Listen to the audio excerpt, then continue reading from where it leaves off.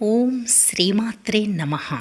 ఈరోజు లలితా సహస్రనామ దివ్య స్తోత్రంలోని 77, 78 శ్లోకాలకు అర్థం తెలుసుకుందాం. ముందుగా అమ్మను స్తుతిస్తూ ధ్యానం చేద్దాం.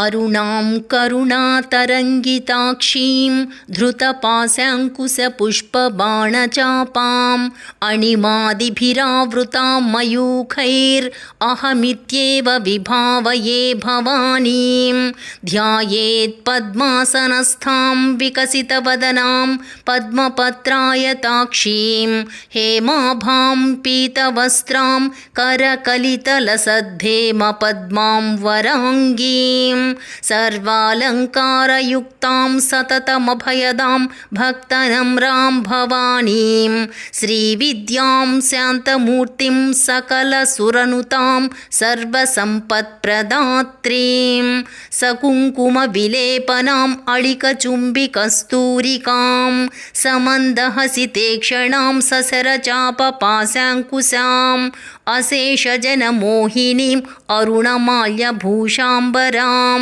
జపాకుసుమభాసురాం జపవిధౌ స్మరేదంబికాం.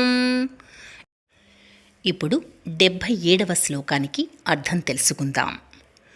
విజయా విమలా వంద్యా వందారు జనవత్సలా వాగ్వాదిని వామకేశీ వహ్నిమండలవాసిని. విజయ విశేషమైన జయమును కలిగినది, విమల మలినములు స్పృశింపనిది, వంద్య నమస్కరింపతగినది, వందారు జనవత్సల నమస్కరించు శీలముగల జనులయందు వాత్సల్యము కలది, వాగ్వాదిని వాక్కులను చక్కగా వ్యక్తపరచగలుగుటకు ప్రేరణనిచ్చు పరా వాగ్దేవత, వామకేశి వామకేశ్వరుని భార్య, వహ్నిమండలవాసిని అగ్ని ప్రాకారమునందు వసించునది. ఇప్పుడు 78వ శ్లోకం.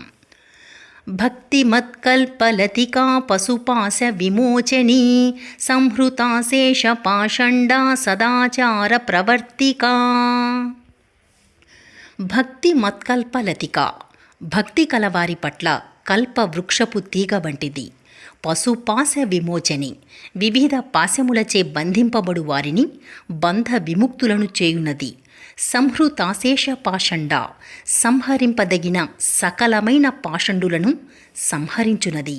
సదాచార ప్రవర్తిక సంప్రదాయబద్ధమైన శ్రోత్రియ మార్గముననుసరించి ఉండునట్లు ప్రవర్తింపచేయునది.